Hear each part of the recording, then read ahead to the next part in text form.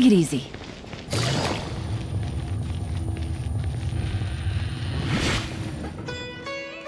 Huh. We haven't been back to the academia in a while. It hasn't changed much, has it? Well, since we've got some time, want to go to the house of Dana?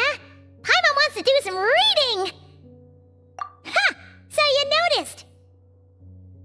Well, you're too late. The Paimon you know and love is no more.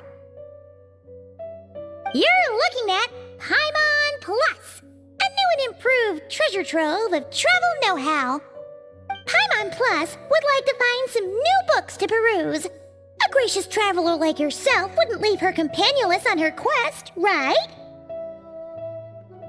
Come on, this way!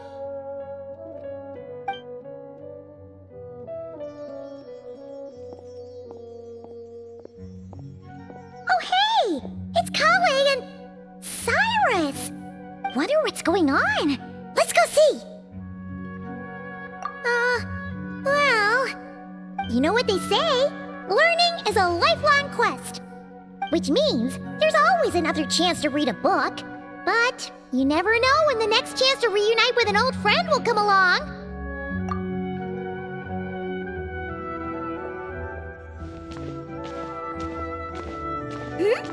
Traveler? Paimon? You're back in Sumeru? Oh, hello, you two. It's been a while. Looking to spend time with some old friends? Yep.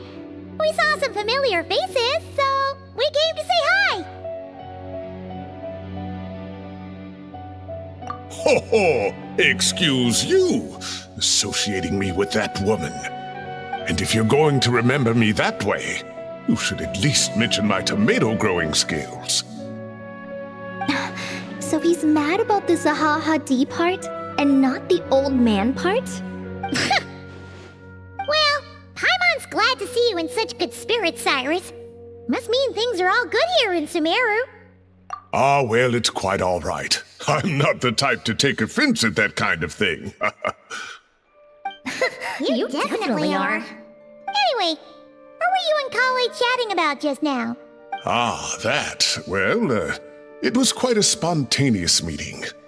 I was leaving the sage's office when I spotted Kale in conversation with a Mahamata, and it looked serious. I thought something bad might have happened, so I hurried over as soon as the conversation ended. But as it turns out, our Kale is moving up in the world. The academia even hired her as a consultant. Wow! That's incredible! Oh, it's nothing, really. Look at that, so humble. Takes after me, she does. Not at all. Not at all. No, wait. I didn't mean that to sound like I don't think you're humble, Mr. Cyrus, because, of course...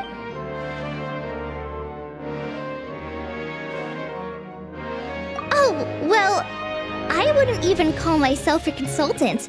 I'm just helping out. Now that the new semester has started, a lot of students and scholars are doing fieldwork for their research. But it can be dangerous for those who don't have a lot of experience in the wild. So, the academia is planning to establish an agency that provides guidance on outdoor survival and rescue for people who need it. Oh, Paimon gets it! So, you're here to explain rainforest survival as a representative of the forest rangers. Yeah, pretty much. Of course, when it comes to tips on deciphering mechanisms or defeating monsters, that's for people who are far more senior than me to handle. And speaking of which, since we're short on manpower, the person in charge at the academia said we're still accepting newcomers. If you're interested, you're welcome to join and share your insights. Ah, seizing the moment. Well done, Kale. Recruiting someone as capable as the Traveler is a great idea. Oh, and just between the four of us, the academia has set aside a generous amount of funding for this project. Well, since Kale's thrown her hat in the ring, we should help out too. What do you say, Traveler? Great! We're all supposed to meet up in Aru Village later, so I guess we'll regroup there. I was kinda worried, since Master Tainari isn't around to help this time, but now I feel much better! Yeah, even if you don't trust the Academia's eye for talent, you can trust ours for sure. And mine, of course. I have as good an eye for people as I do for tomatoes. Well, there you have it. Thanks, everyone. Oh, speaking of Tainari, how are things with him and the others? Good, thanks! All the forest rangers are doing great! Oh, but Master Tainari did mention that Sino and Sethos were heading to Gandharvaville. I'm not sure if it's for work or something else. Huh, knowing them, could just be to play some cards. I'm not sure. Apparently Sethos is bringing someone else with him too. But with my academia commitment, I didn't have time to ask for more details. Huh, well now Paimon's curious. Should we go check things out, Traveler? That's true, and I'm sure they've missed you. Now that is how it should be between friends. Getting together to play cards or enjoy a meal. Yet here I am, stuck with Nephis, who only ever calls to talk about research. Well, I won't delay your reunion any longer. Until next time. Goodbye, Mr. Cyrus. Take care. Alright, I should probably get going too. See you later, guys. Come find me in Aru Village when you're ready. Looking forward to seeing you shine, colleague.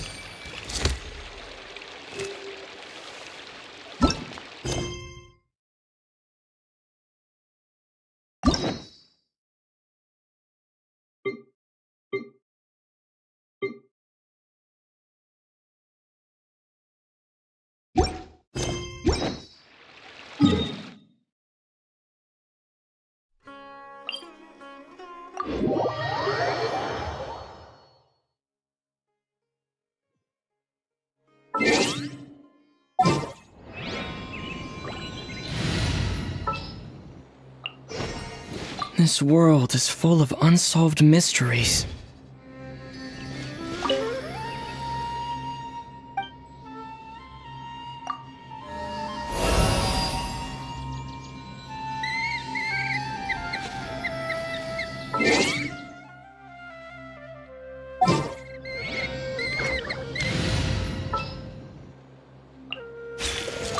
Who's our target this time?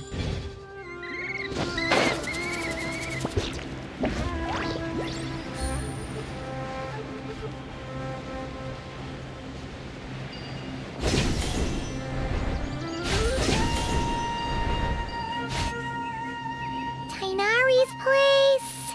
Tainari's place. Ah! Here it is!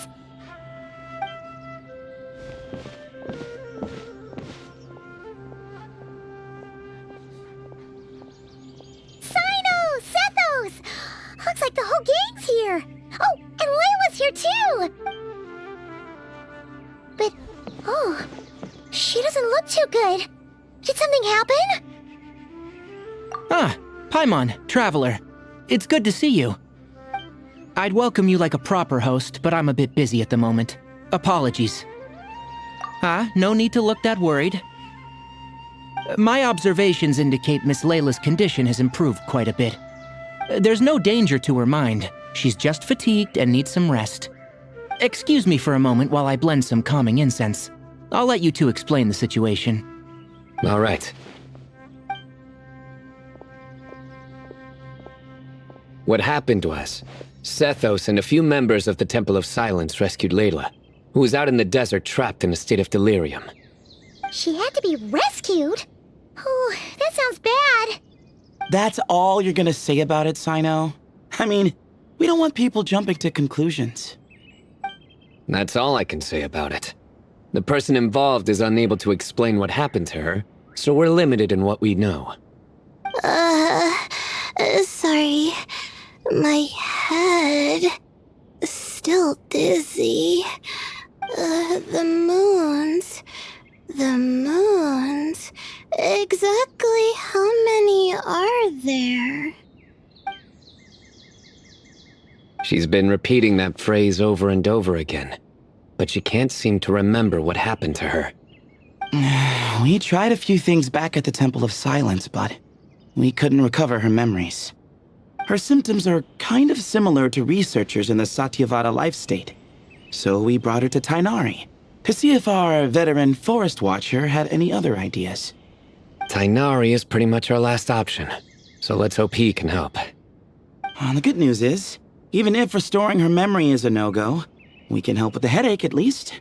Jur was in a similar state when we found him, delirious and mumbling to himself, but he's more or less back to normal now. Sorry, I should give you some context first, huh? We should let Miss Layla get some rest. Come with me, you two, and I'll introduce you to the other victim of this incident. Good idea. I'll wait for Tainari here and keep an eye on our patient.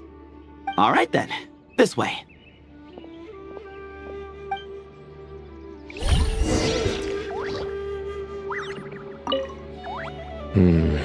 Something strange is going on.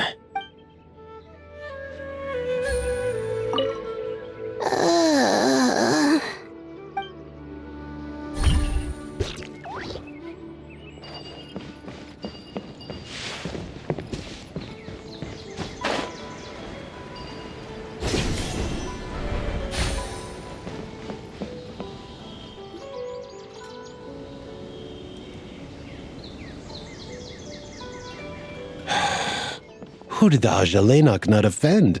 I just don't get it. Hey, Jur. Still musing about Aji Laynok nuts, huh? Want me to have Sino come over and tell some jokes? No. No need. I'm done.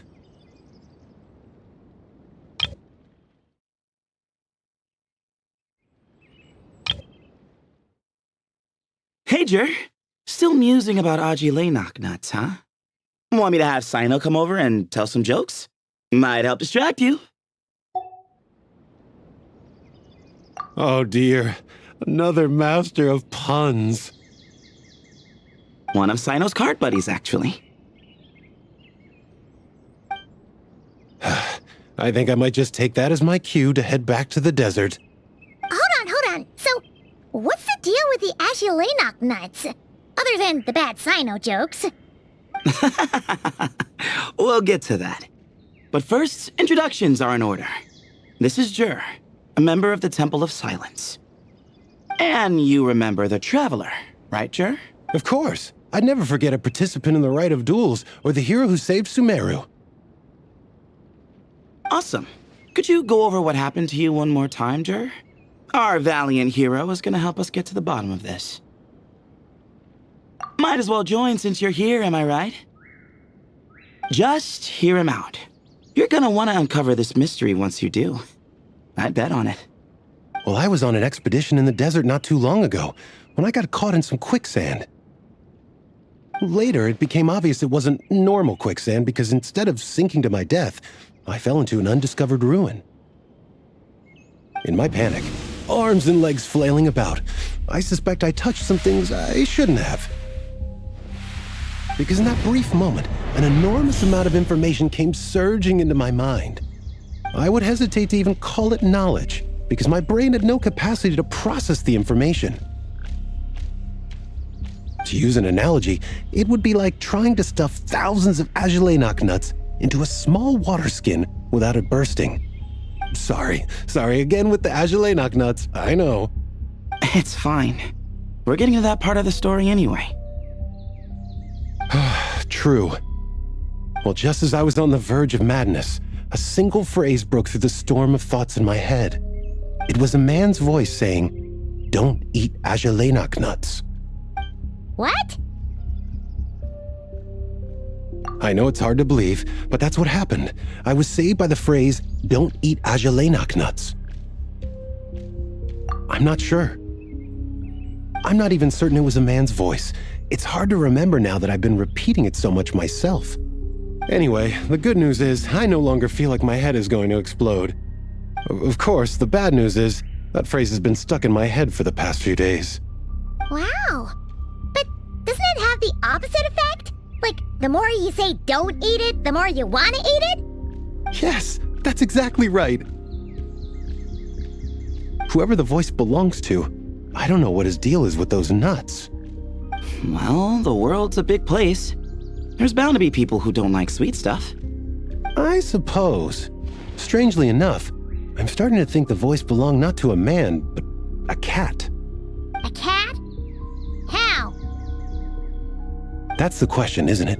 What would a cat be doing in an abandoned ruin like that? Just as my mind was reaching its breaking point, I could have sworn I heard the sound of a cat guiding me to exit. But when I came to, all I saw was endless desert, and Sethos shaking me in a desperate attempt to wake me up. I'll admit, it was pretty terrifying seeing you like that. Staring off into space and mumbling about Ajalainak nuts. You sure don't sound terrified. Sorry. It's not that I don't care. It's just kind of hard for rambling about Ajalainak nuts to sound menacing. Now, what Layla was saying, on the other hand, that is much creepier. Exactly. The unknown is what breeds fear. Ajalainak nuts are familiar. But the moon suspended above us at night? That's about as foreign as it gets. Well, we don't know that for sure. There could be a whole other world inside an Ajalainak nut, with a moon of its own. Huh. I guess. Ajalainak nuts are not to be underestimated. Right, yeah, of course. Won't catch me disparaging the mighty Ajalainak nut. No, sir. Huh. So, a similar thing happened to Layla then? Yeah, I think so. I was in a hurry to rescue Jur, so I put a marker on the incident site so we could go back and investigate. When his condition stabilized, we doubled back around to check and... Exactly. Multiple victims with the same symptoms at the same location. It wasn't hard to conclude that something is seriously wrong with that place. So, after we got Layla out of there, I had the Temple of Silence put up a warning sign at the scene and send patrols to watch the area. Speaking of, Sino, Tainari, and I are going to head back there and investigate once Layla is stable. So as per usual, you're here just in time. That's for sure. But there is another reason I want Sino and Tainari involved in this. Because the story doesn't end there. Right, Jer? Oh, yes. Where was I? The Ajalainak nuts butted in and I... Right. Yes, the cat. As I followed the cat noises, the voice said something else. So, there are those from Tula who still endure. I thought that was strange, of course, because, well, was the voice referring to me? Records of my ancestry are rather sparse, so I'm not sure if my bloodline even traces back to that place. That's right. The Temple of Silence's place of origin. And the home of Tainari's people. Plus, Hermanubis, who Sino and I both share a connection to, was one of the city's founders. As the temple's current leader, if something strange happens in the desert, it's my job to get to the bottom of it. But it turns out, a lot of people have a horse in this race, and I'm not leaving any of them out. See? Knew you'd join. But yeah, that's all we know about Jur's situation. Tainari should be done on his end. Let's head back and check on Miss Layla.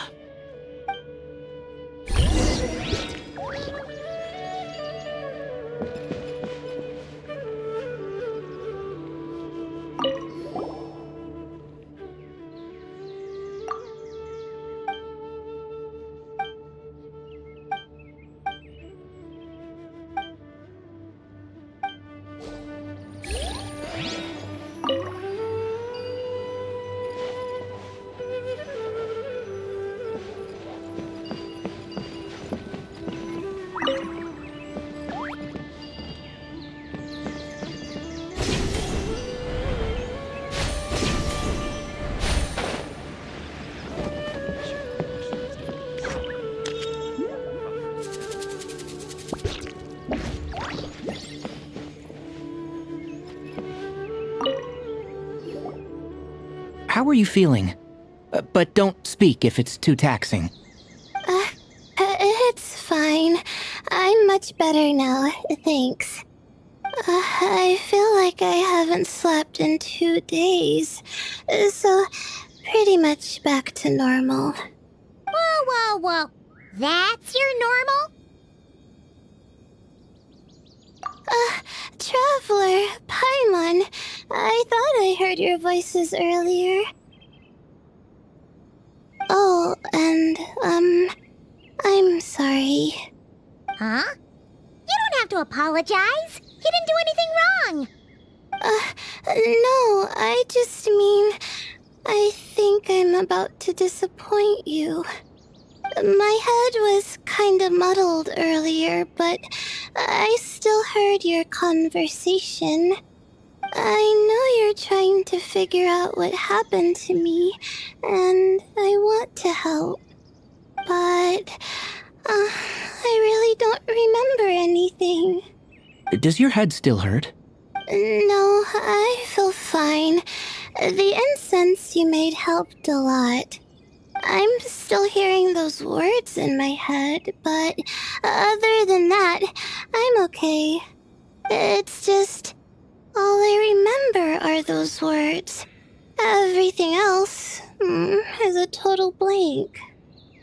One moment I was heading to the stargazing point I'd calculated, and the next, I was on my back in the sand. The same phrase playing over and over again in my mind. How many moons are there in the sky? Sethos, did your friend Jur suffer from memory loss too? Not really. His memories are blurry, but there aren't huge gaps like this. He remembers touching something. Someone talking, a voice mentioning Tuletula, and hearing a cat lead him to the exit. A cat. Did you hear it too? Huh? Now that you mention it, I think so. It was so soft. I thought I was imagining things. Which means, at the very least, what the two of you experienced while escaping the ruin is consistent. A single sentence repeating in your heads, and the faint sound of a cat. Still not a lot to go off of. Agreed. Oh, is your head hurting again, Layla? No, I was just thinking. Maybe my memories are blank because I was sleepwalking at the time. Sometimes, my friends and classmates tell me about things I don't remember doing, or places I don't remember going. I don't talk about it a lot because, well, I don't even know how it happened.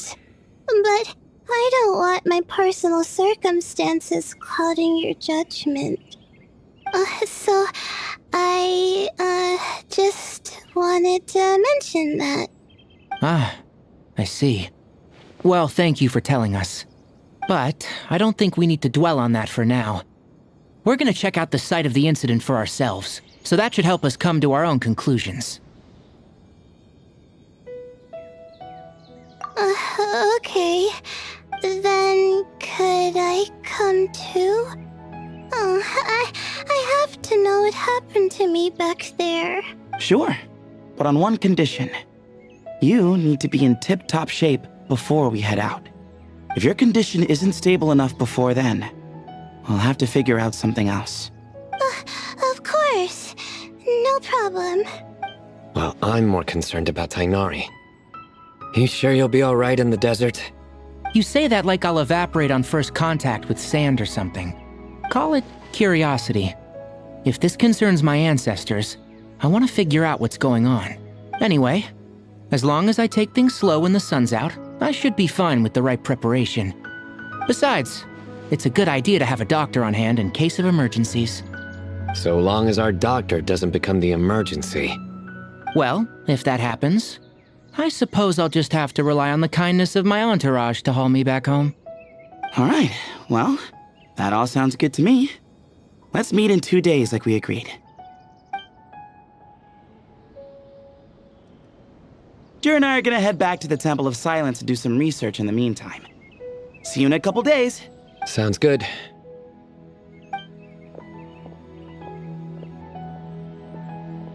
What about you, Layla? If you feel like you need more rest, I can arrange a room for you to stay in. No need. I've asked enough of you as it is. Besides, I feel a lot better. I should make it back to my dorm, no problem. You sure? Don't push it too hard, or you might end up sleepwalking along the way.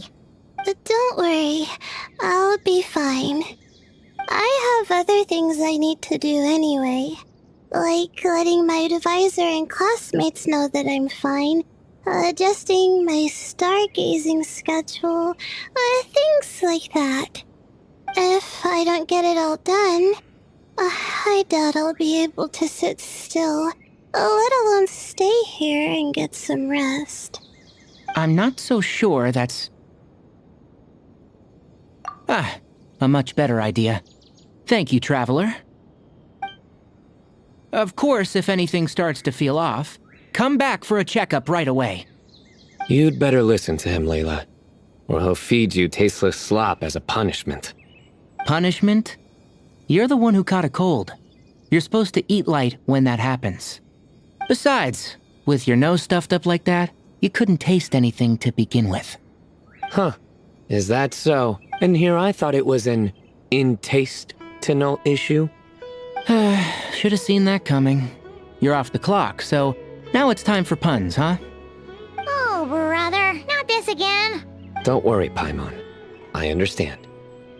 If you want me to stop, then Then?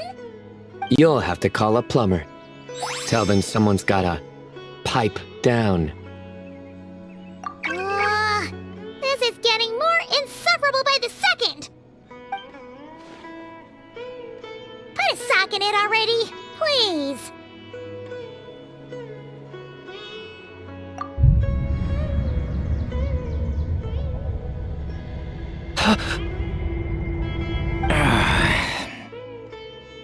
Paimon's done with this game. You win, okay? Let's just get out of here. Please.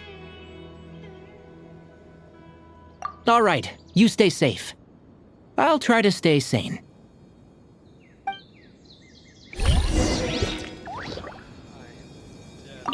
It seems your jokes have improved with practice, Traveler.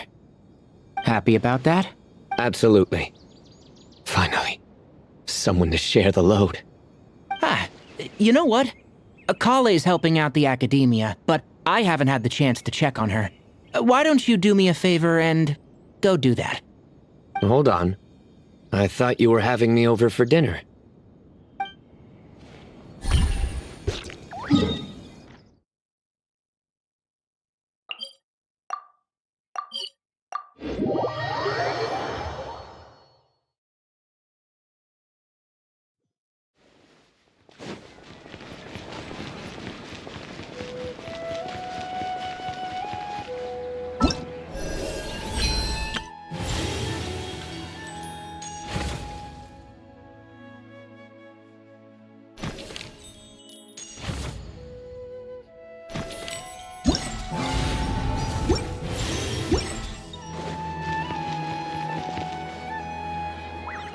Moons. Ashalenak nuts. Moons. Ashalenak nuts.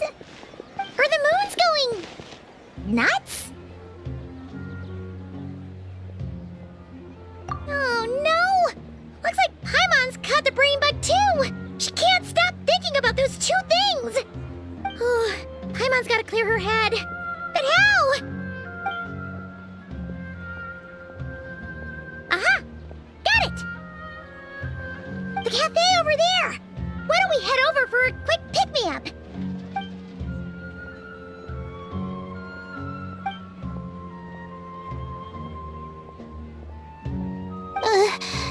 Sorry. I feel kinda tired all of a sudden. Wait! Is it because of all Paimon's muttering just now?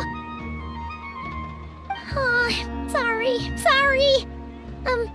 The coffee will be Paimon's treat, okay? Hey! You make it sound like Paimon's stingy or something! Well, she'll just have to show you her true colors. Yeah! Starting now! You sit tight and take care of Layla, Traveler. Paimon's gonna get us some snacks and coffee. Be right back! Don't go anywhere in the meantime!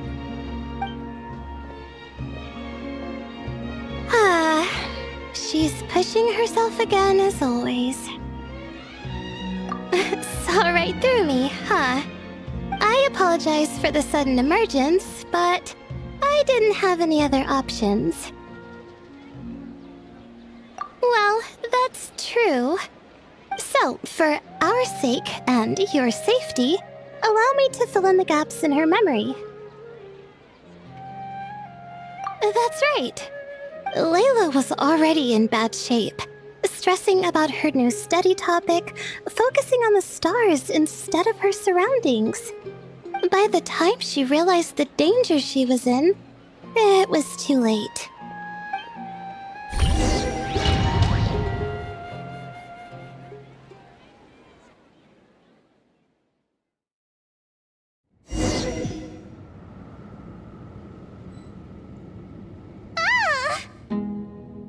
Quicksand near the ideal viewing spot? Wasn't expecting that. Looks like Layla's been under a lot of pressure lately. She hasn't been paying attention to her surroundings. But why would quicksand lead to a place like this? Well, all in all, looks like a common desert ruin. Guess there's nothing to do but try to find a way out. Oh, Layla, what have you gotten yourself into this time?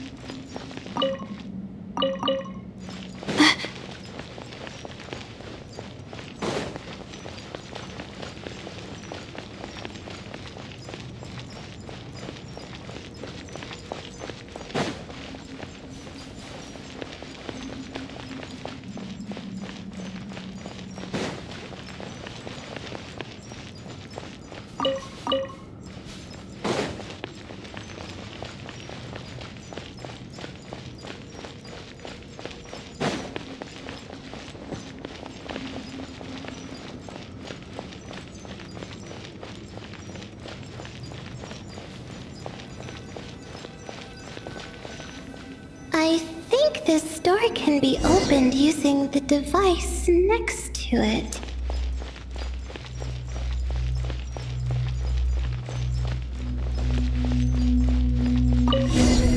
Just like I thought. Ugh, what was that? My head. It hurts. Is Layla waking up? No, that's not it.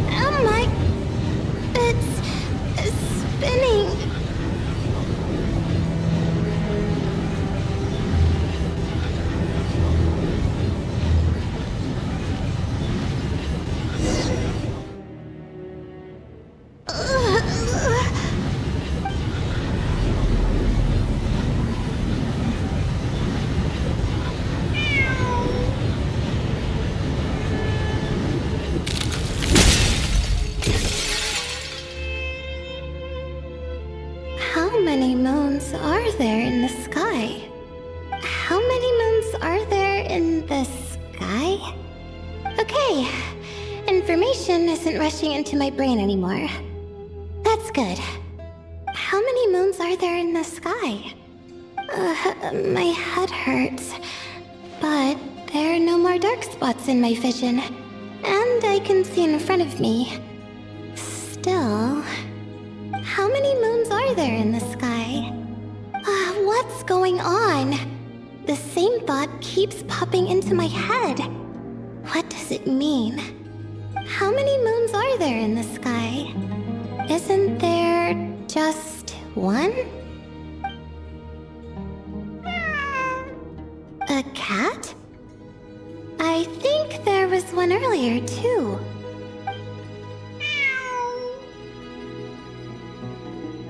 I'm not hearing things. It really is a cat. But what is it doing here? How many moons are there? No! Stop it! Does it want me to follow its cries? Well, it's not like I've got other options. Come on, Layla. You can do this.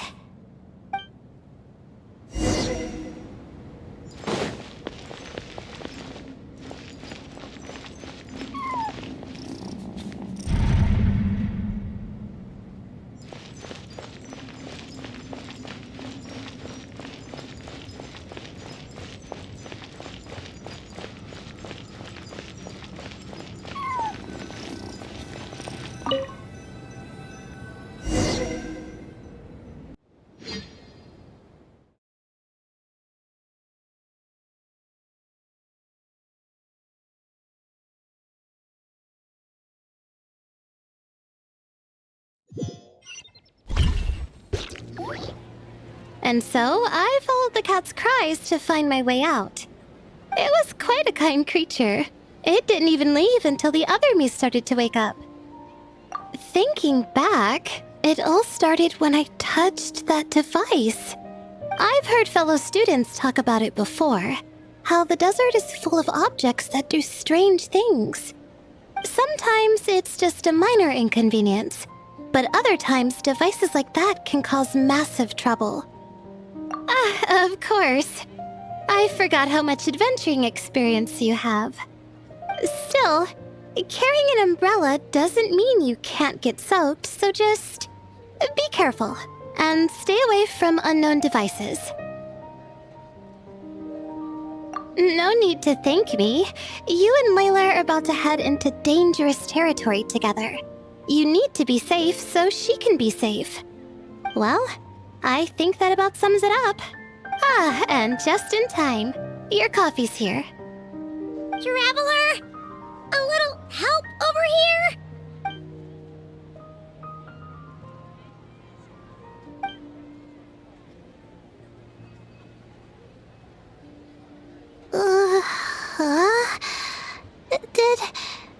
Did I fall asleep? Wow! Paimon didn't even know she had such an impressive skill! Ha! Does that mean since Paimon bought this coffee, it would just make you sleepier? A beverage that puts people to sleep. Better saved for work hours, I think. What? So you can nap on the job? Who does that? Huh? Oh.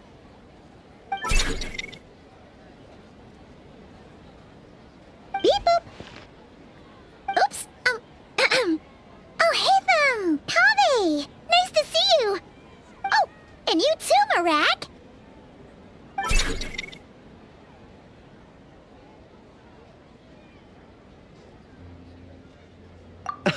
Sorry.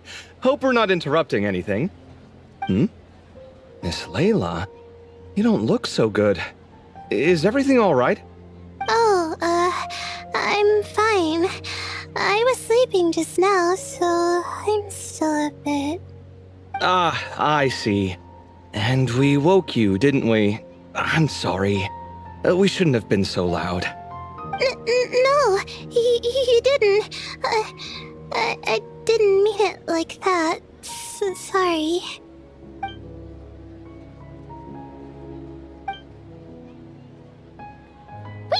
Where are you going? You just got here. I'm going to do what I came here to do. Which is? Buy coffee beans.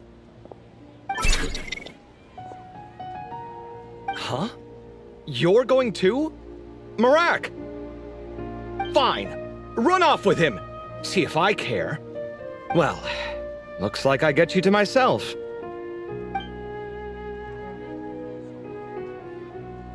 It's been a while, hasn't it? How have you been?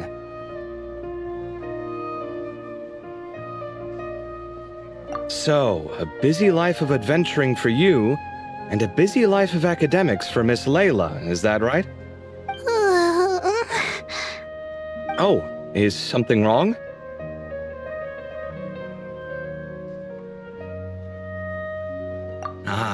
The desert's not always the friendliest place, that's for sure. And from the look on your faces, I'm guessing this problem's not resolved?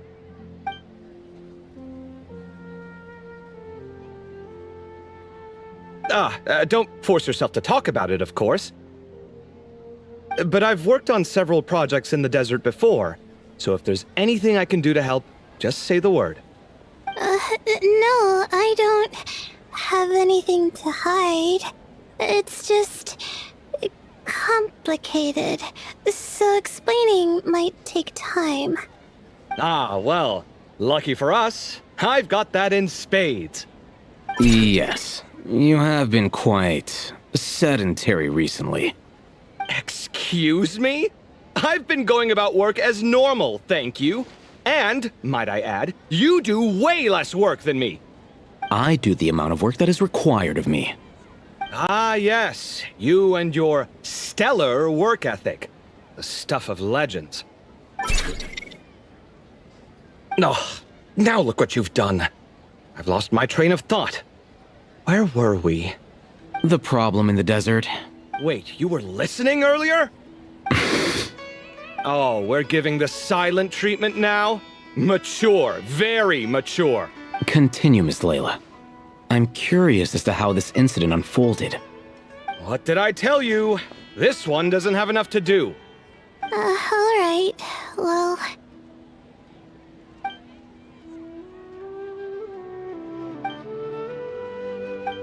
Could you still use some extra hands on this investigation team? Huh? You want to join, Mr. That's right. I think my experience studying desert mausoleums could be of some use here.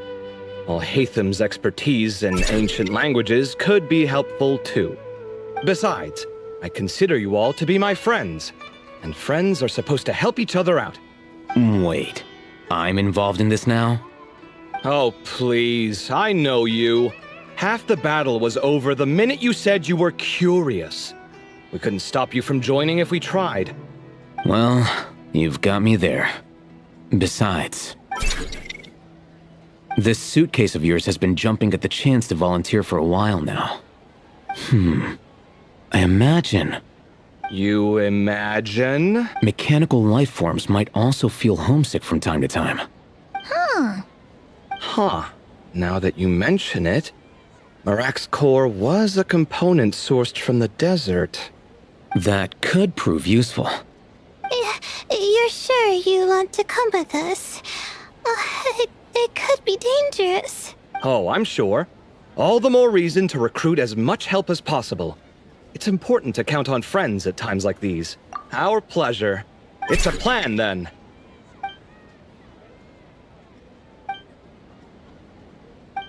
All right, we'll head back to our place to get ready. This one hasn't been on a trip in a while. Chances are, he doesn't even remember how to pack a suitcase. I'm not worried. It'll get done. Somehow. Would it kill you to help every once in a while? I do help. It's called moral support. Oh, of course. And I am ever so grateful. Goodbye, you three. We'll see you soon! Oh, and Kaveh, your coffee beans! You...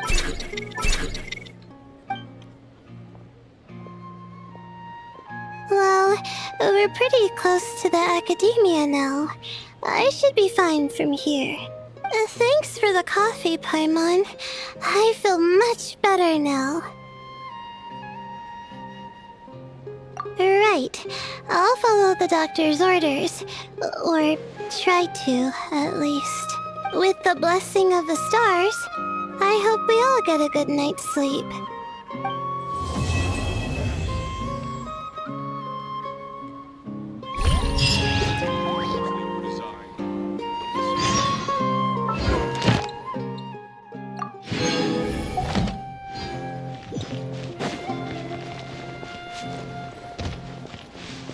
Ad Astra. Thank you for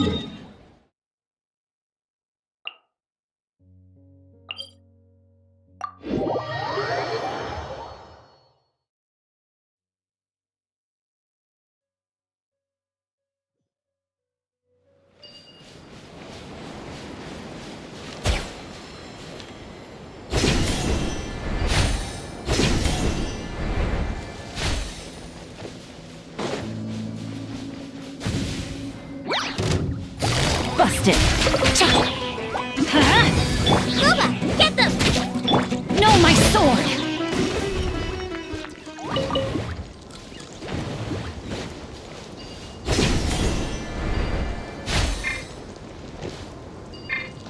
Body and mind.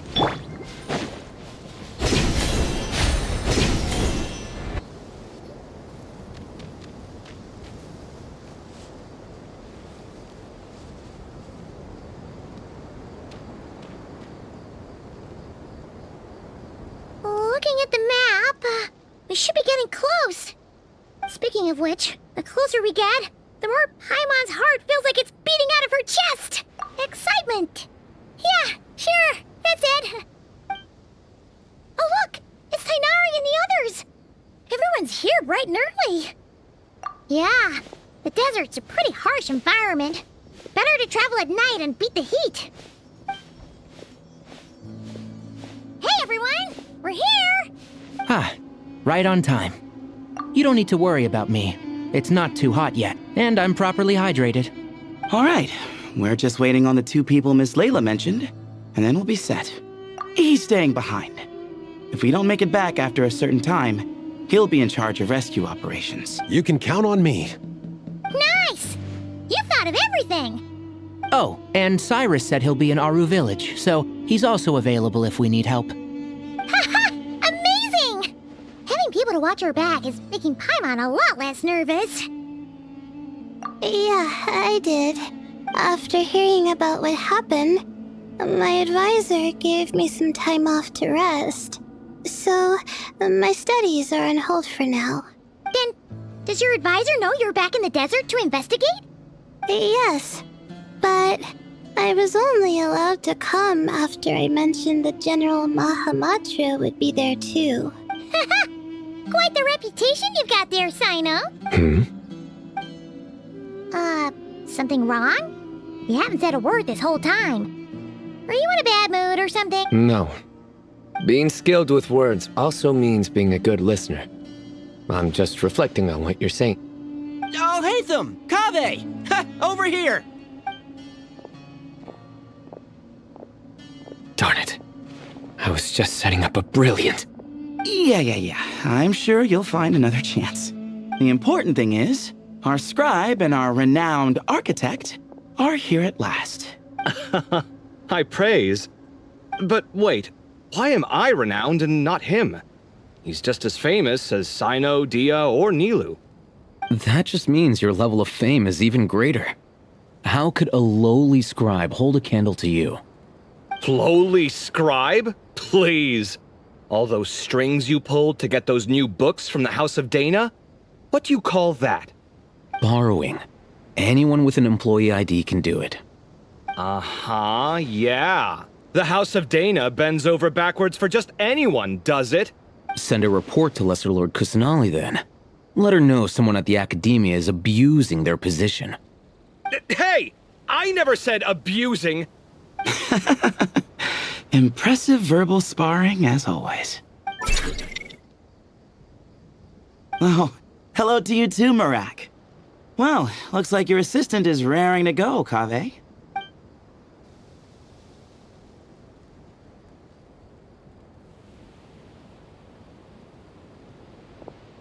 So, I say we get this show on the road. No sense delaying the inevitable. No need. We're in this together, remember? Sure. This is the entrance, yeah? Yes. Perfect. Then, if we're all set, let's get moving.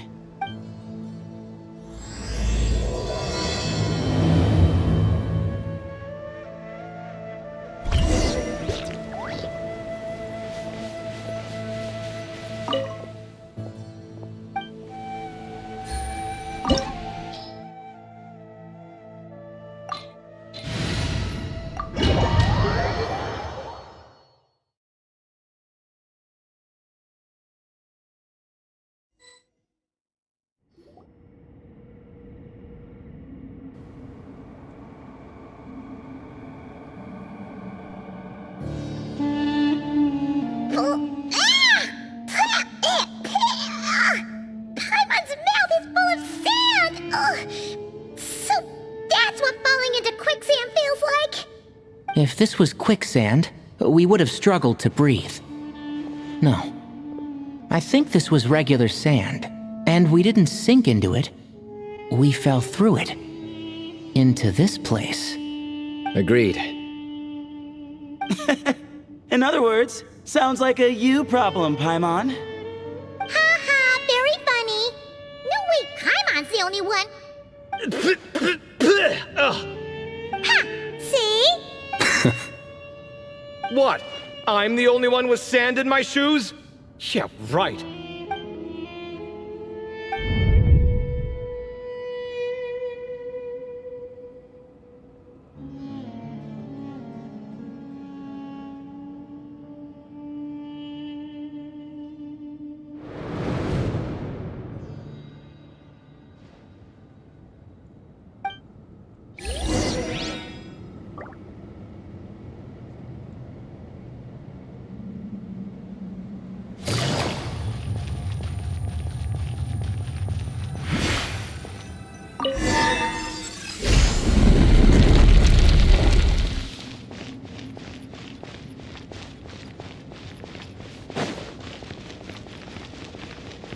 Whoa, there are monsters here? Sure didn't say anything about that. Probably means he didn't run into any. Because we're just unlucky. Not the best sign of what's to come. We'll be fine. Let's just use up all our bad luck and we'll be golden.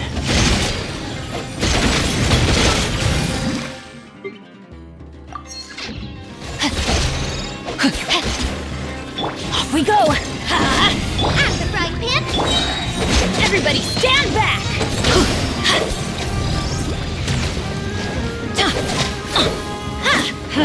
Adventures! Witness the power of gold! Boba, get No, my sword! Busted!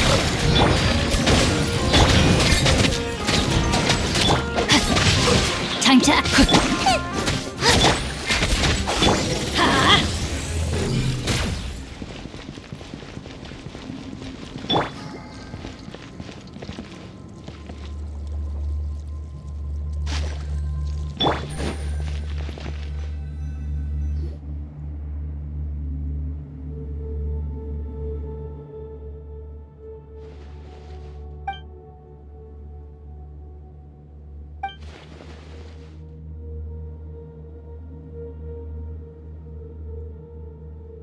Well, that goes without saying.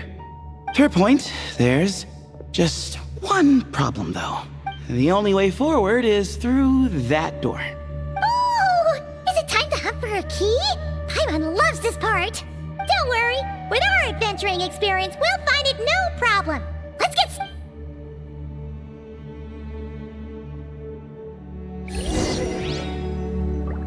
Marak, wait!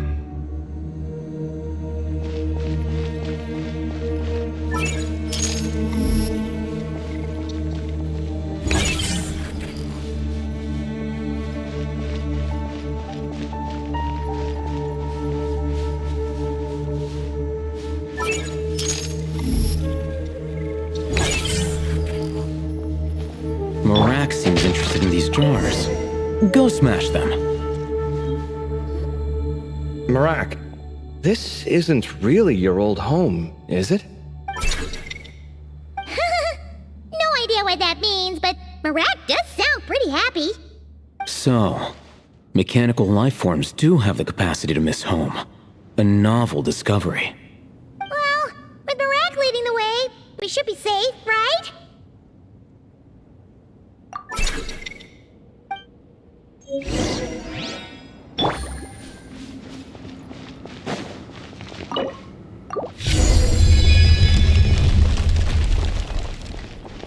Good thing you decided to join, Kaveh.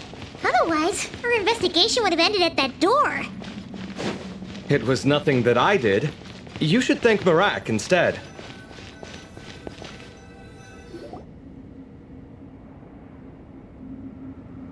Hold on. At this rate, Paimon's gonna lose her title as best guide to a mechanical suitcase.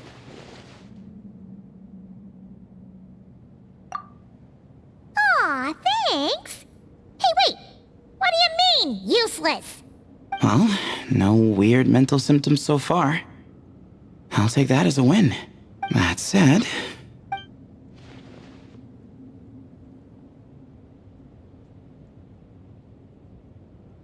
There are 3 doors here. So, we split up. Divide and conquer. Otherwise, this whole thing is in ruins. No pun intended on that last part. I swear. Yeah, that might be our best option. Good idea.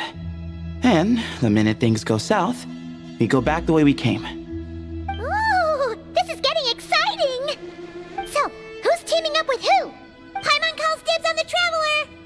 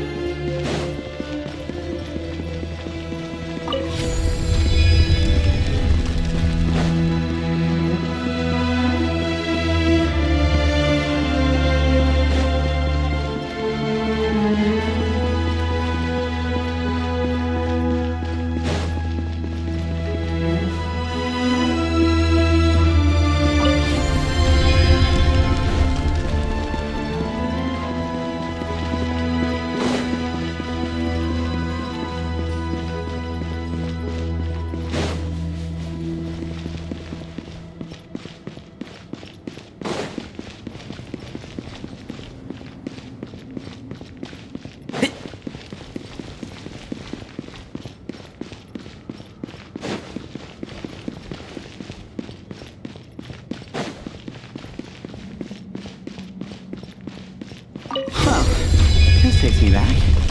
The last time we were in the desert together, the 2 of you came all the way out here to gang up on me. Oh? Sounds like someone's holding a grudge. Just what I like to hear. If you're still hung up on that last one, just name the time and place, and we'll have ourselves another thrilling... duel. This chamber is huge.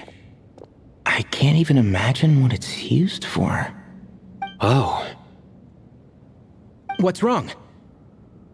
I seem to have stepped on some kind of stone slab. Huh. There's a pattern on this, but it's hard to make out with all the dust. Huh? Look! The shape seems to match the markings on the ground over there. Let's slot it in and see.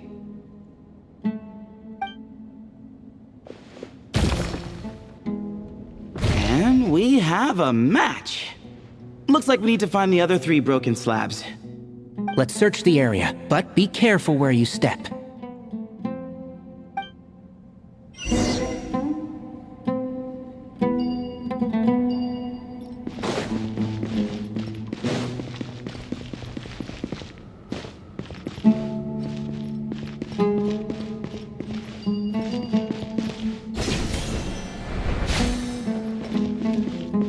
Ooh, got one! Ouch, but watch out. The edges are kind of sharp.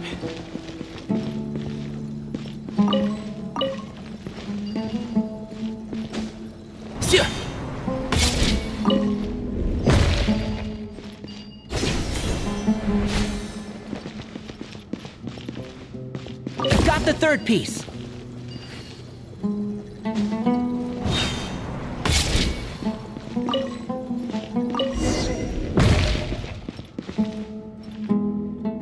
We just need one more. Huh. Look! A cat! Could it be the same one Jer mentioned? I don't think we need to worry about startling him. He doesn't seem afraid of people. Yeah. If anything, it seems like he wants us to follow.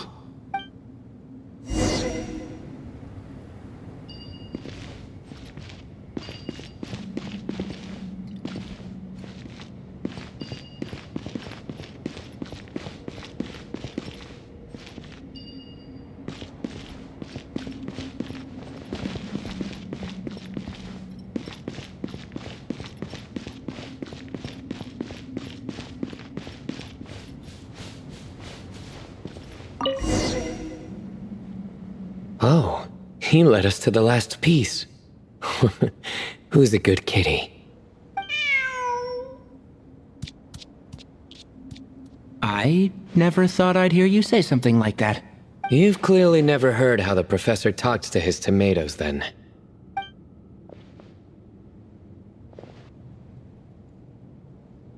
Alright, well, that's that.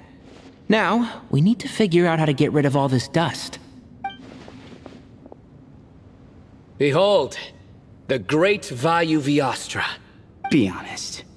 You've been waiting to say that for how long now? Just activate the mechanism.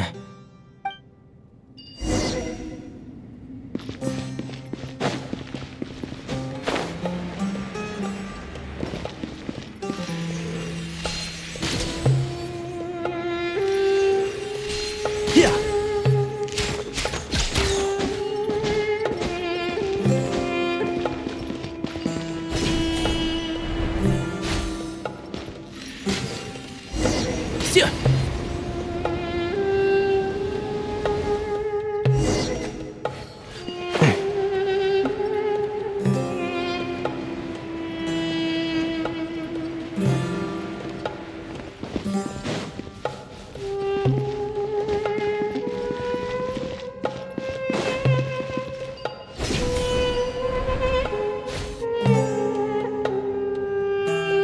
Huh.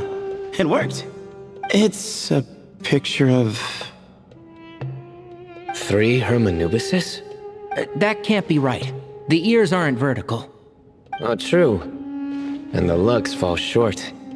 My hat is much better looking.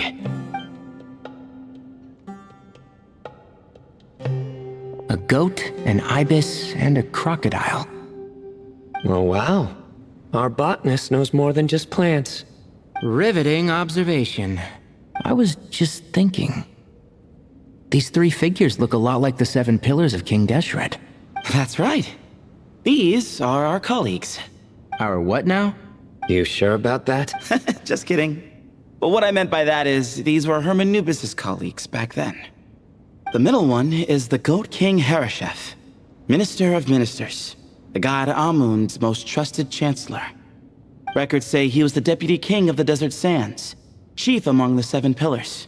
Someone even more impressive than Hermanubis? I wonder if that ever got his goat. Sorry, couldn't resist. Okay, that was a good one. Wait, really? I've got so much more where that came from. Where were we? This is Sobek, the Crocodile King, captain of captains. As the name suggests, he was a valiant commander and had dominion over all weapons of war. And finally, this is the Ibis King Thoth, scribe of scribes. Your memory's pretty impressive. I bet you're almost as good as me at memorizing cards. A scribe? Did he manage archives then? Like Alhaitham? Wait, that's all Alhaitham does? I never knew being an academia scribe was such a cushy job. Well, that's how his friend put it, anyway. But it does seem like he has a lot of free time. Well, I don't know much about the academia, but I'm sure the Ibis King had more responsibilities than that. The temple's records say he represented the wisest aspects of King Deshret, inventing the desert script and arcane arts at his king's command. He must have been quite the impressive man then. Or creature, depending on how you look at it.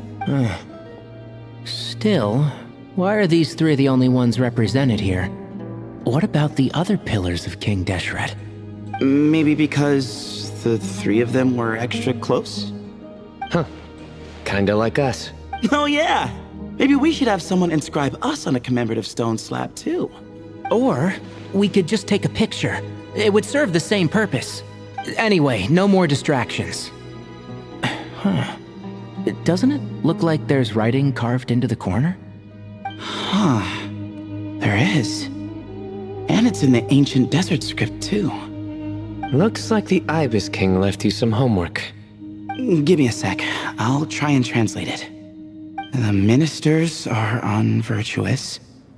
The scribes unwise. The captains unworthy. My end is not humanity's end. Hereby bestow upon you all a far side of eternity. Wait, so they went to Aru? It doesn't sound like it was their idea. The far side of eternity is said to be the final land of dreams for all desert dwellers.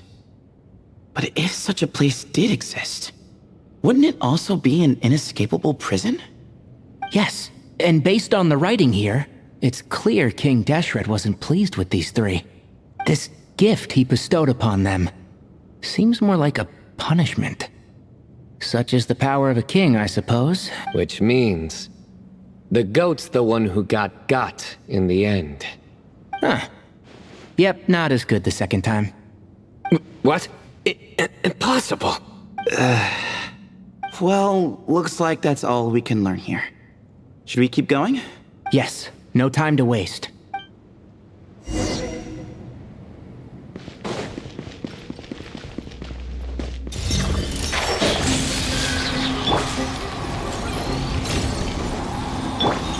Excuse me?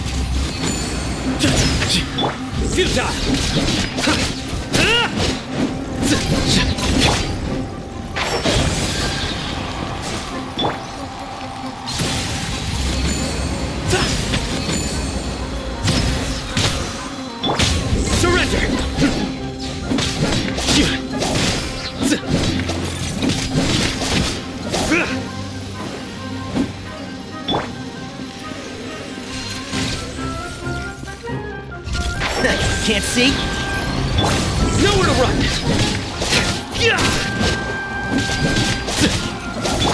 Give me some space.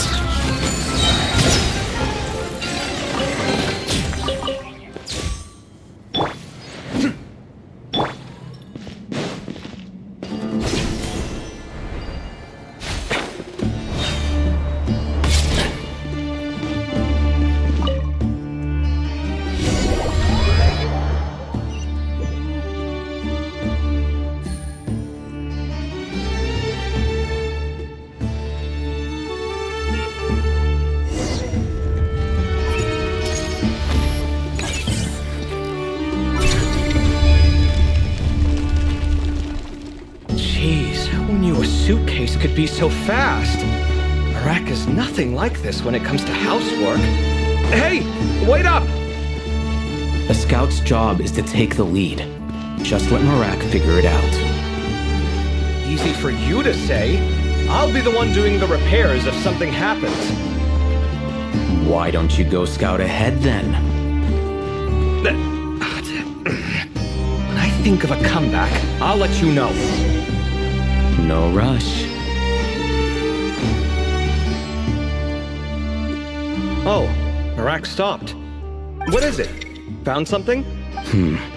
Looks like something covered in sand. Let's get it out then. Oh, it's a stone slab. Good job, Marak. Let's take a look. Huh. Looks like this part of the picture goes over there?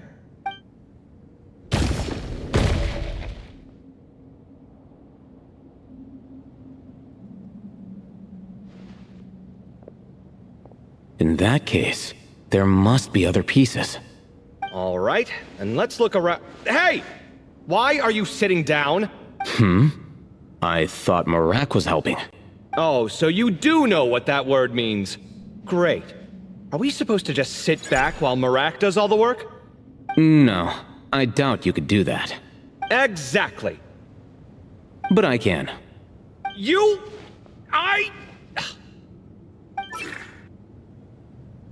See? It's all coming back to me. How insufferable it is to work with this no-good, do-nothing... We could be more efficient, I agree. I'll work on this piece. You take care of the rest.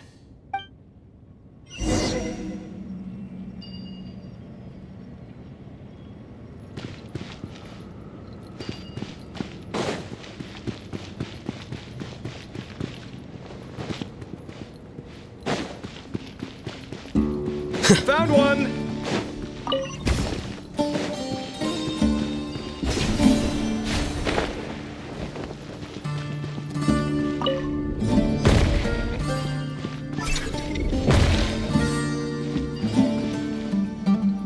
Good teamwork!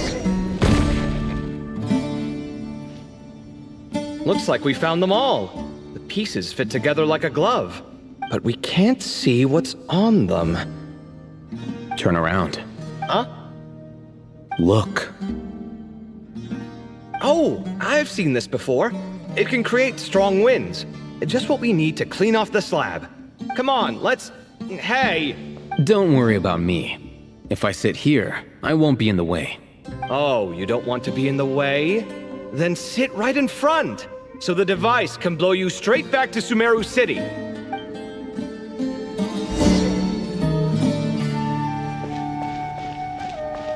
Come at me!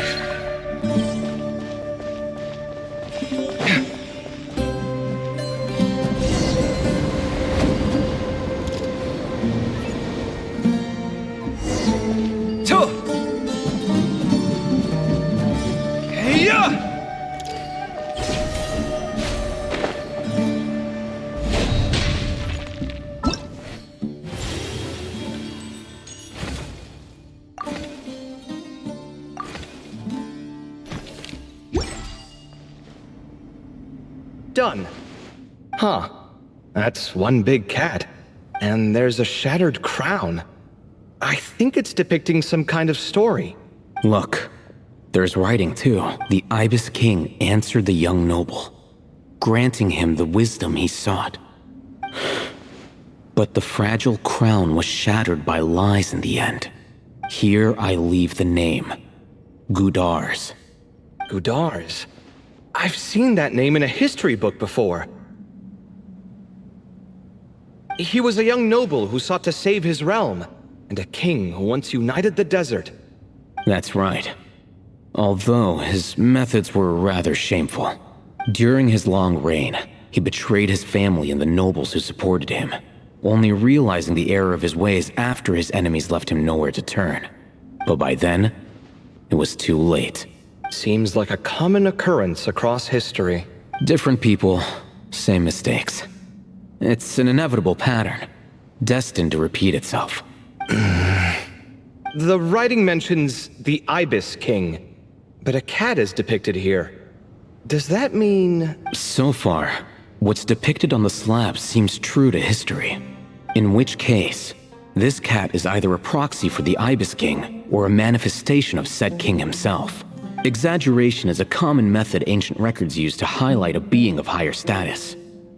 And as we know, Layla and Jur both heard the sound of a cat while escaping the ruin. You're saying the Ibis King, one of the legendary 7 pillars of King Deshret, is here, still helping those in need? I'm saying we can't rule it out. Wait, there it is! The cat!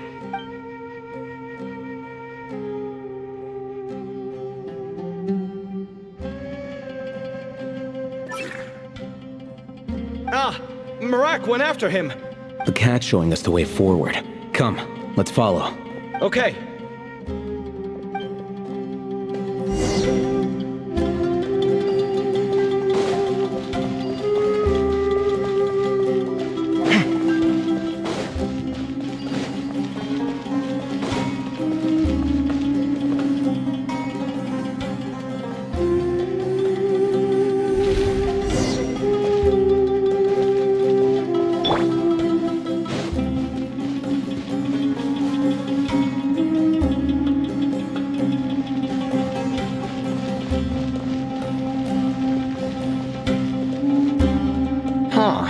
The cat's gone. Yes, but look where he led us. Oh. Another slab. It looks similar to the last one.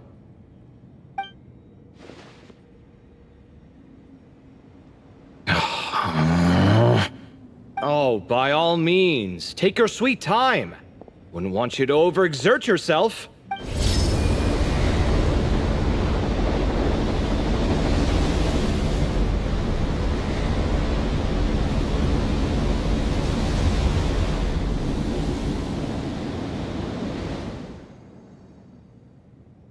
Huh.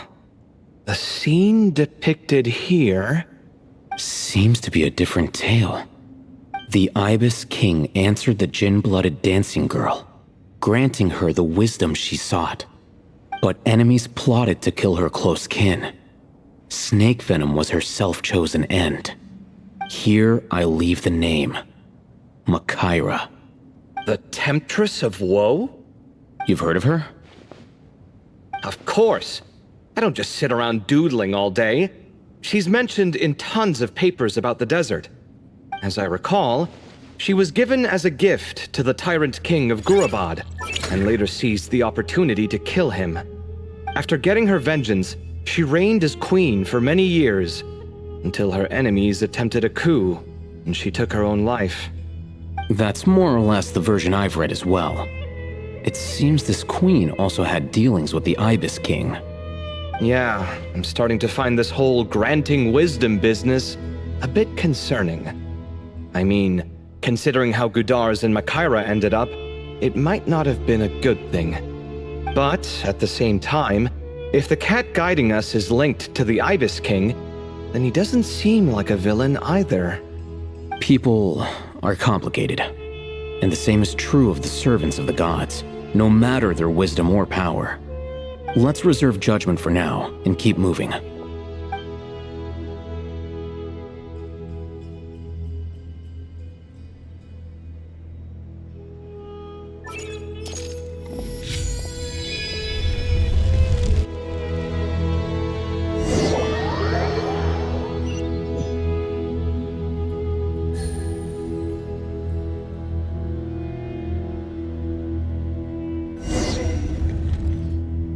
Oh, Paimon meant to ask earlier. Have your memories come back, Layla? No, sorry. To be honest, nothing about this experience feels familiar.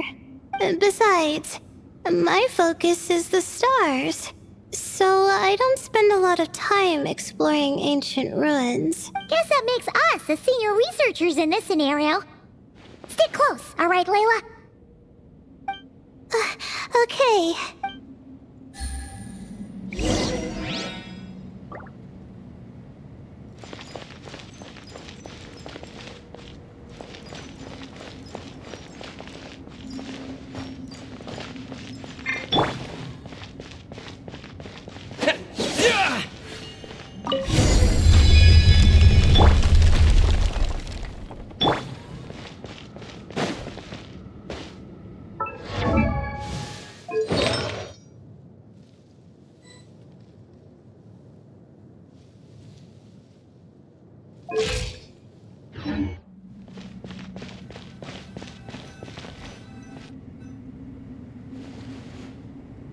Wow, what a tall ceiling. Yeah, but for such a big place, it's so empty. Like no one ever lived here. Sure must have been boring to live in ancient times, staring at ceilings all day. Now that you mention it, I've heard some people used to draw star maps on their vaulted ceilings. Some might even make them transparent to better observe the movement of the stars. It sounds so nice. Stargazing from the comfort of your own home. Wait a second. I think I see something up there. Huh? How is Paimon supposed to do that? Oh, right. Flying. Duh. Alright. Sit tight, everyone. Adventurer Paimon will be right back.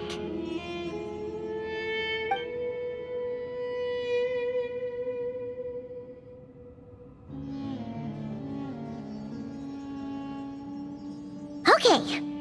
So, there's nothing super special up there. Just a couple of shelves, tables, jars, and scrolls.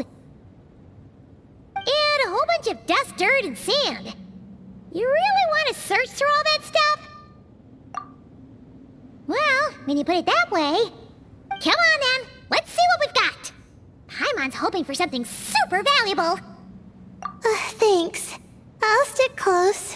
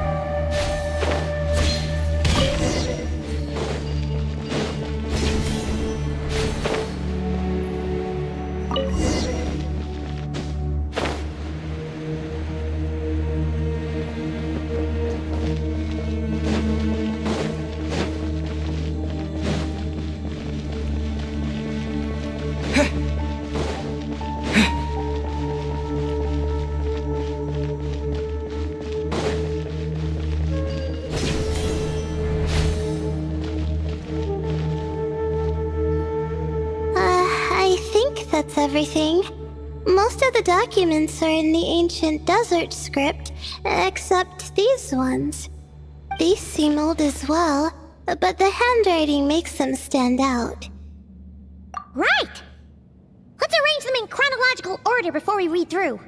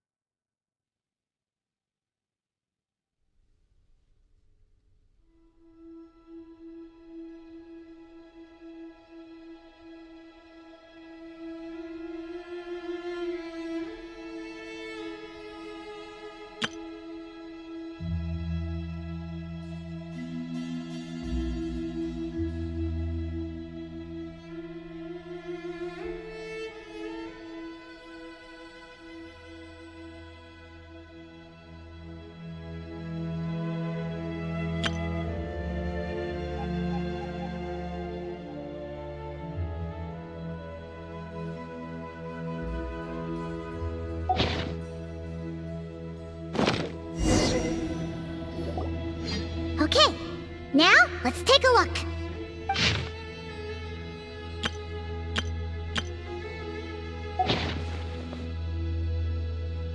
Maybe this person fell in by accident, like Mr. Jur and me. Yeah, maybe. But they don't sound super worried about their situation. So, either this person's an ace adventurer, like the Traveler, or some kind of super optimist. An optimist, huh? Oh, I wish I could be that sort of person. That's right! You're detailed and passionate. Great qualities for an adventuring buddy. This optimist seems super obsessed with exploring every corner of this place. That could have gotten them in big trouble for all we know. Well, I appreciate the compliment. It's almost magical how words like that can make you feel like you can do anything. I only wish that magic could last a little longer. Until I figure out my new study topic, at least.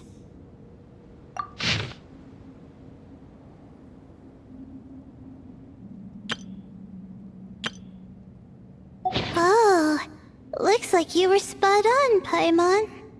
See? Told ya! That's what happens when you don't think things through. And all this talk about seniors and juniors? He was a student just like you, Layla! Whew, he sure talks a big talk for a student, though. You'd think he was some kind of old scholar instead. Huh. What is it? Did Paimon say something wrong? No, not at all.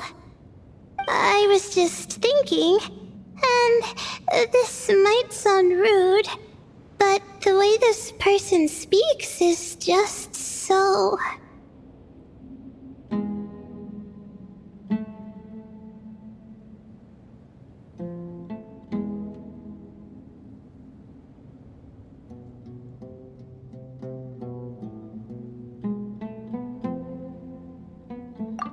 You noticed too. I mean, it's good that he helped treat his companion's wound, but it didn't seem like it was out of kindness. More like he was looking out for his own self-interest, or thought he could get something out of it. I don't know. Maybe I'm reading too much into it.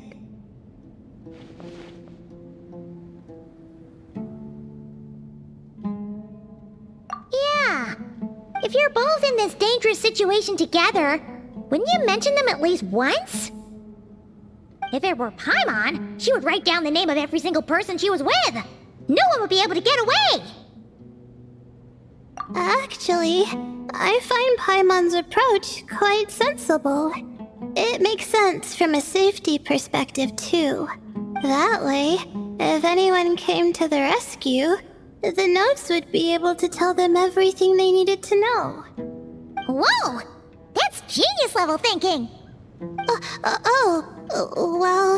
I learned that from Madame Farazan, actually. I'm not speaking from personal experience or anything.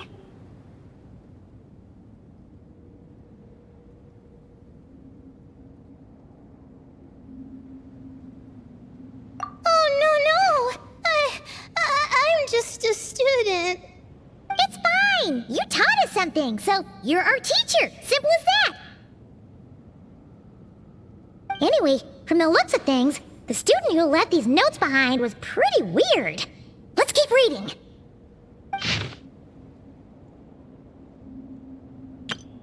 Whoa! Hang on! That's a lot of information. Paimon needs a moment to take this in. The Ibis King. So, did this person actually meet the Ibis King here? Sorry. Who? Jeez, not again! Stop teasing her, Traveler! You know she was asking about Nefer. Anyway, Nefer's, a friend of ours. And she's mentioned the Ibis King before, but not in much detail.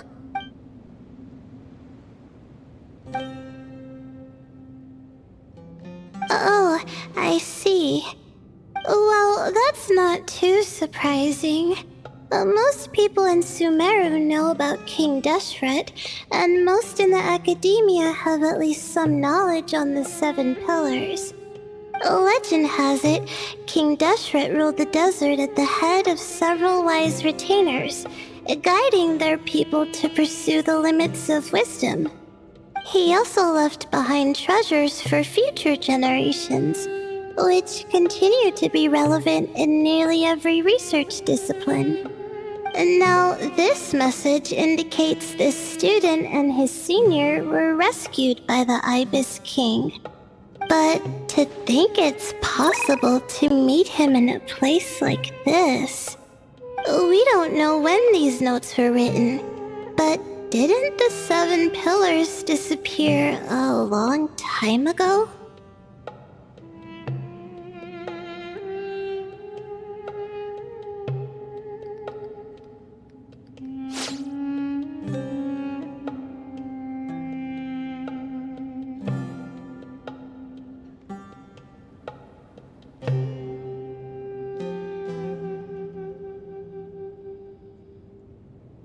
Yeah, the notes made it sound like his powers were restricted.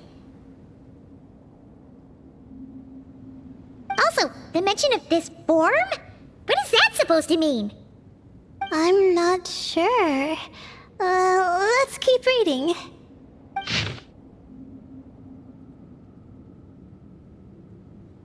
Oh, this is the last page. There's even a signature at the end. Well, sounds like they made it out. Guess it was a happy ending after all. Wait, but it says, the Ibis King cannot be trusted. Huh. Our friend said something similar. That the Ibis King was a liar. And the notes did make it seem like something wasn't quite right with him. Maybe he wasn't one of the Seven Pillars at all, but some kind of con artist. Huh? What's that supposed to mean? I think Paimon raises a good point. Let's keep our guard up just in case. Alright, I think that's all the clues around here. How about we... Oh, it's Marak! That means Kaveh and the others should be around here, right? Hello? Anyone up there? Can you hear us? Yeah, we can! You know, sound travels just fine in an empty chamber like this. You don't have to shout. Of course, if you're shouting to express your excitement at being reunited, by all means, pretend I never said anything. Yelling like this is kinda exhausting. Come on, let's head back down.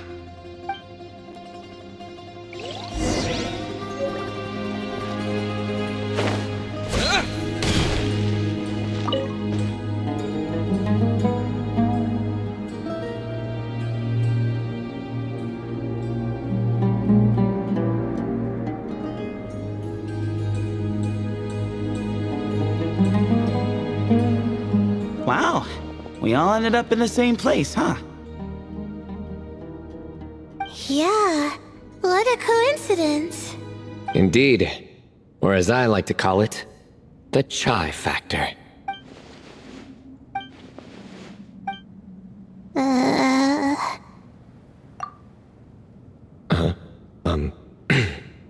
No reply? Just say it. All right. Because it's spice to sweet brew again. Oh, hey, that's a new version. Wait, what? You've never heard that one? What are you looking for? A place to sit and read my book. Oh, great. What else is new? Well, looks like everyone made it through unscathed. Let's take this chance to get some water, rest a bit, and discuss what we learned. Sound good? Yeah, let's debrief.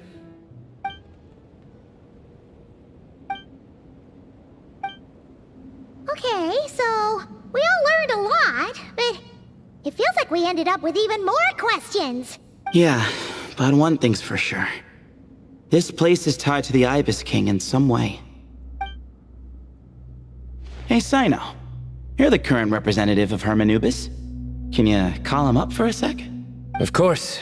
Just let me sense his presence.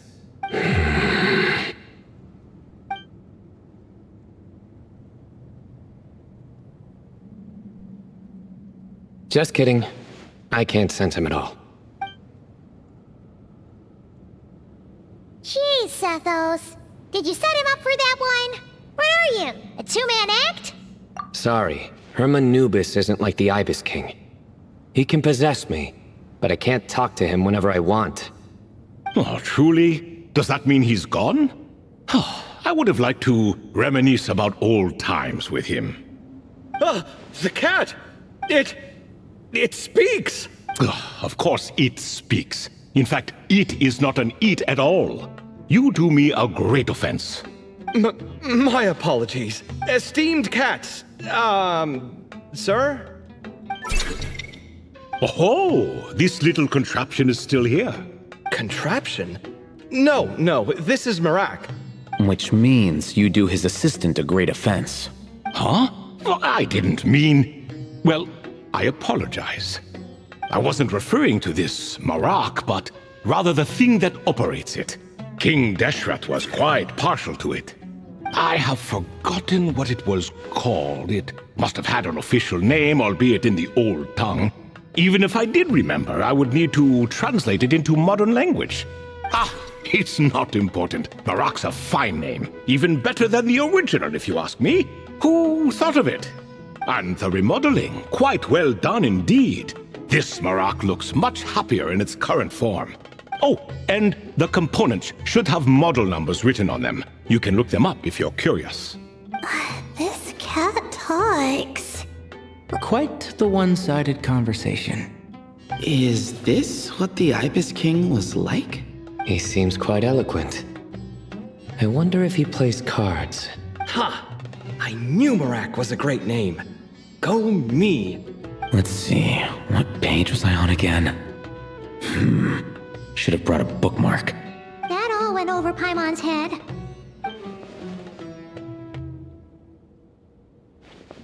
Hello indeed. For you to know my name. Yes, I was not mistaken. You are special among your companions. But you are all guests. It is only proper to invite you in. Come then, this way.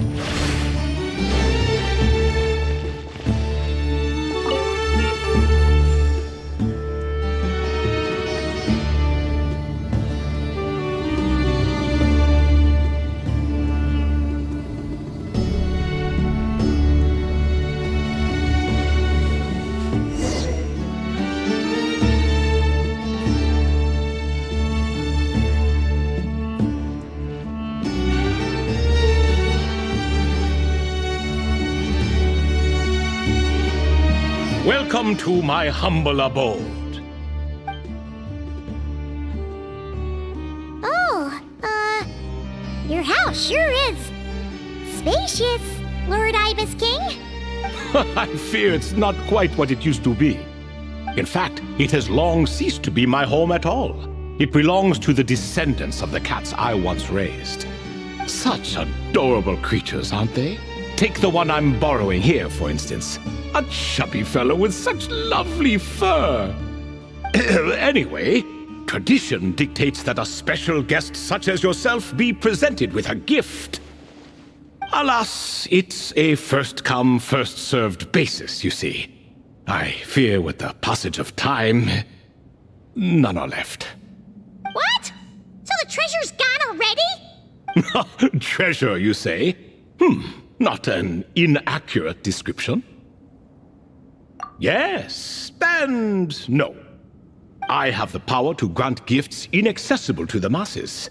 The only requirement is answering a question. Not a bad deal, yes?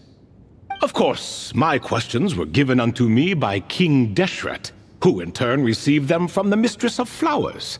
There are 3, and no more. What causes our rise and fall? What obliterates love and hate? What determines truth and falsehood? The more he talks, the less Paimon understands. I see. That must mean Gudars and Makaira managed to answer 2 of the 3. Another who understands. Oh, so that's the event those 2 slabs are depicting. Ah, priests and their records. A singular obsession, and quite boring too. After being imprisoned within Aru, I could, on occasion, take the form of a cat to converse with those around me. But I despised speaking to them. No conversational skills whatsoever.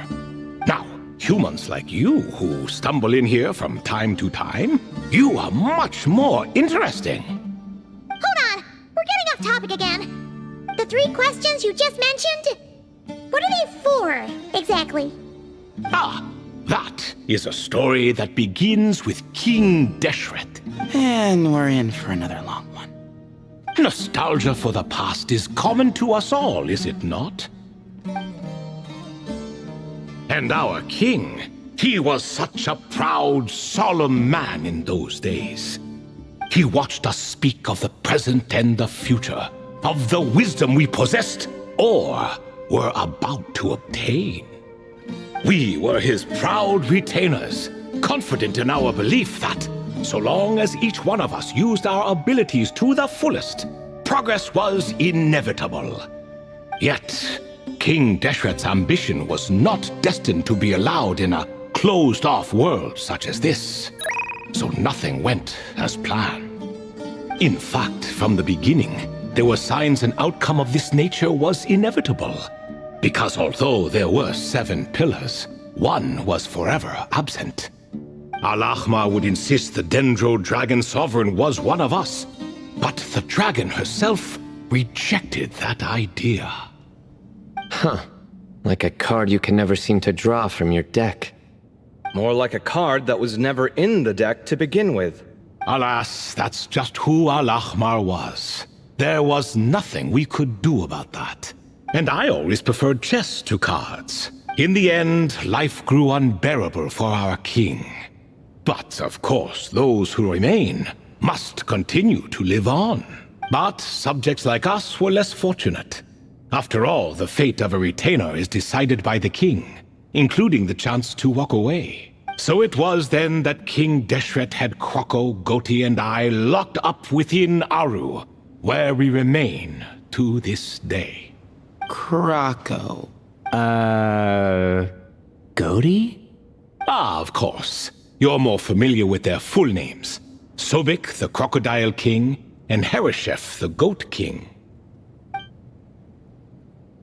And let me tell you, when it comes to chess, Hereshef was a habitual backseat strategist, always spewing nonsense from the sidelines.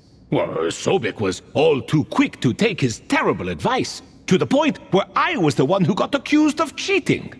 Chess is an exercise in patience. and that man couldn't sit still to save his life. He could never excel at that game. In fact, neither of them were good at chess. Even so, we played together often. And since I was always the winner, we got along quite well. What are you laughing at? Were we not good friends? No one's laughing. Paimon would never. No, not you. It's Goti. He's laughing for no reason again. Can you not hear him? Ah, right. Of course you can't. The two of them are inside Aru, as am I, so only I can hear them.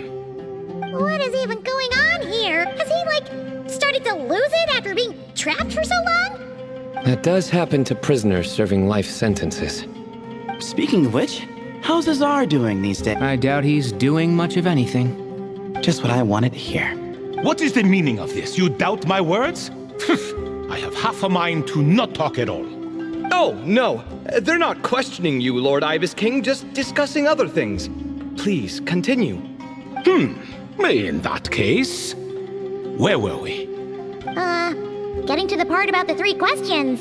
Ah yes, we're almost there. Before I entered Aru, King Deshret said I could be released from my eternal seal if I chose humans who could provide the correct answers to those 3 questions. The first person who caught my eye was Gudar's. I asked him, "What causes our rise and fall?" He answered, "Conspiracy and betrayal, for it renders the righteous and wise unable to succeed, and thus nations fall." I found his answer quite interesting, so I bestowed upon him the power to deceive. The second human I chose was Makaira. I asked her, "What obliterates love and hate?" She said unto me, "I have nothing left to lose. Vengeance alone can quench both love and hate." I found this to be another fascinating response, so I granted her the power to be loved. But both of them ended up... Now then, young one, riddle me this. Did their answers point to this fate, or was it the power I bestowed upon them that determined their end? I'm just an observer who doesn't understand their circumstances, so I can't answer. A clever reply. I do not wish to comment either. It is all in the past at this point. My only wish was for their answers to be acknowledged by King Deshret's rules, and bring me one step closer to freedom. As for the final person, her fate remains to be seen, so I will not reveal her name. I asked her, "What determines truth and falsehood?" and found her answer quite compelling, so I bestowed upon her a gift to match. As you can see, however, I have not been freed, so it's clear the answer she gave at that time was wrong. But alas, 3 people were chosen and 3 questions were asked, so now all I can do is wait. Wait until her wisdom is in line with the rules set forth by my king. Until she has found the true answer to that question. No wonder there was no 3rd stone slab then. Or perhaps you're just not ready to include her in the story. Though that might be a generous interpretation. Well, it's not merely because her story remains unfinished. As the remaining priests of this place left or passed on, there were none left to record the events that followed.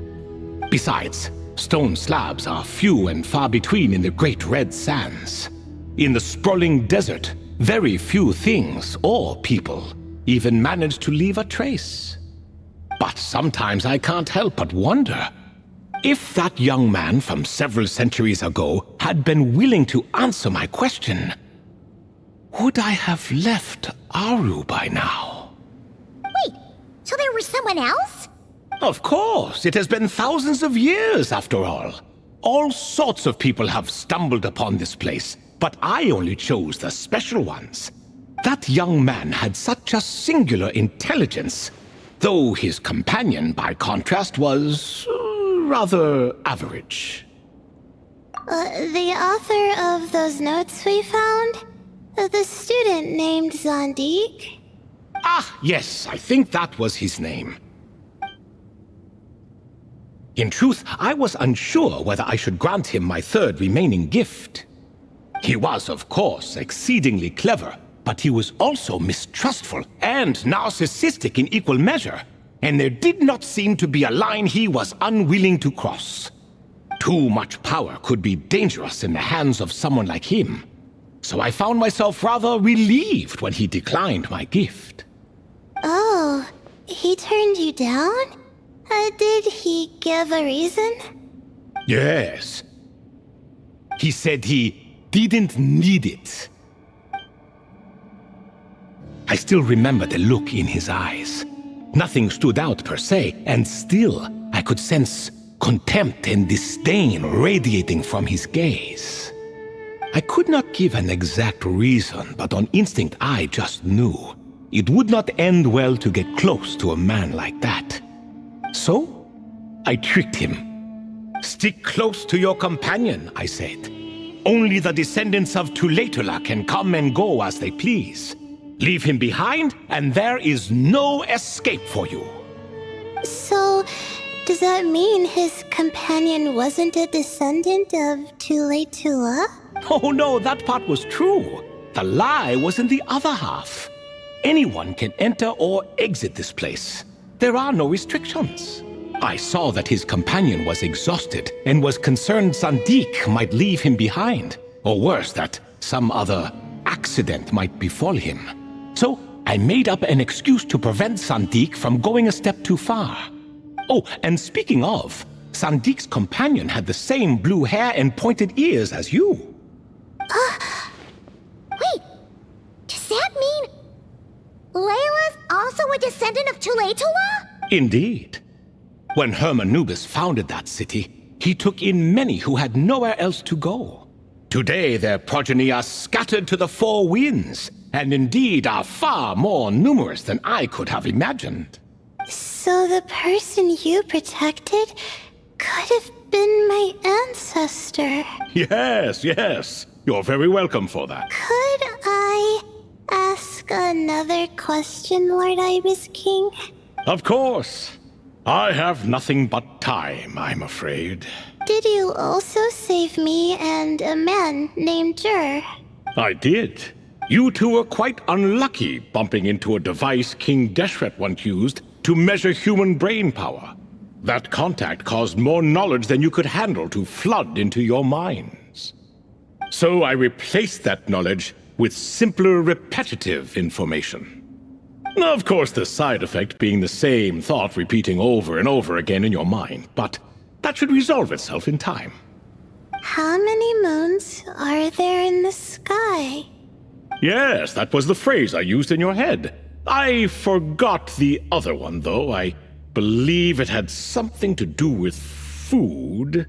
Both were spur-of-the-moment decisions, so no need to dwell on the meaning too much. Oh, I see. Thank you, Lord Ibis King. As I said, young one, you are most welcome. If you're inclined to return the favor, perhaps you could turn off that device so no one else can trigger it? There's only so much a cat's paw can do, so I'm afraid this is something I must leave to you. Or Marak, I suppose. Oh, splendid! Another one bites the dust. Such is the fate of things here. Day by day, little by little, the remnants of ages past fade into obscurity. For that reason, the gifts of bygone eras, be they tied to your blood or technological in nature, are not to be revered. They are tools, nothing more. Disrespectful? I simply make the most of what I have. Besides, our king has been gone all these years. What good does it do to revere him now? Oh, are you talking to the Goat King again? No, Croco this time. He's pestering me for another game of chess. Says he wants to even the score. Wishful thinking, if you ask me. If we counted one push-up for every loss, he'd owe me 300,000 by now. Of course, that's just a rough estimate. I've never kept count. It appears that's something you like. being someone unable to be defeated. I suppose so. All right then. Time for me to extend my winning streak, and for you all to head home. In truth, deep down, I know even the answers to those 3 questions will not change my fate. But that is for me to reckon with. Go on now.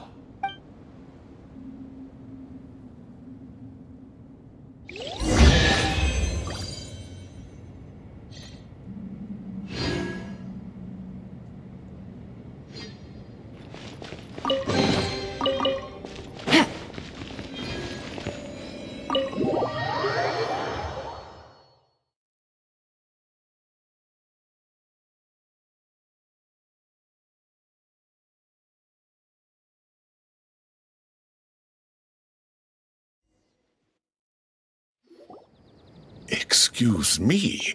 Do you even know what time it is? I've harvested 3 crops of tomatoes while you've been gone. You're exaggerating, Professor. I'm making a point. There's a difference. Sincerest apologies for keeping you waiting, Professor Cyrus. See, that's what I call manners. Now, are any of you hurt? Nope. It went way smoother than we expected, actually. I presume the investigation is complete then. Come, tell me all about it. Oh my, did you look out? If you've read the work from the Vahumana Dashan, you would know that the Ibis King has, well, let's call it a mixed record. Perhaps he softened up a bit in his old age, and that's why he chose to help you. Or perhaps he just didn't have a good enough reason not to help us. See? Marak agrees. How do you even know that's what Marak meant? That could have just been a happy noise. In any case, there's a lot to be happy about. He figured out what happened to Layla and Jur, and there were some unexpected takeaways too. Yeah, I never expected to learn about my ancestry.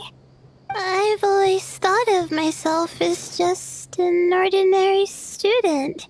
I never would have even considered something like that could be true.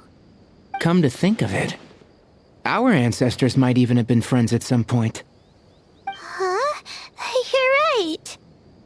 Maybe I should take a trip back home to see if I can find any records about that.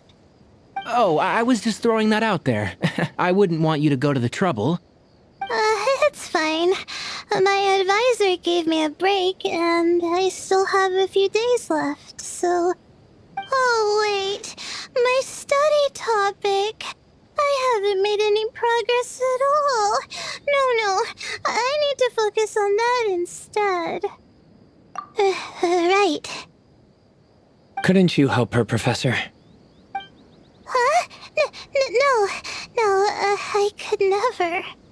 Me, you say? I'm from the Spatamar Darshan, and I don't think that Nephis or Zahahadi researched the stars. All I have to offer are my homegrown tomatoes. Although I suppose it's not impossible. I can ask a few old friends to recommend some interesting topics.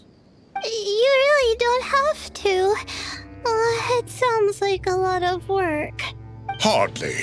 A few passing questions while we water the plants? It's no trouble at all. Thank you so much. Of course. Now it's getting late, and you all must be tired. Let's wrap things up here. Some say desert nights are the sun taking mercy on us after the heat of the day. So, let's leave while she still feels merciful.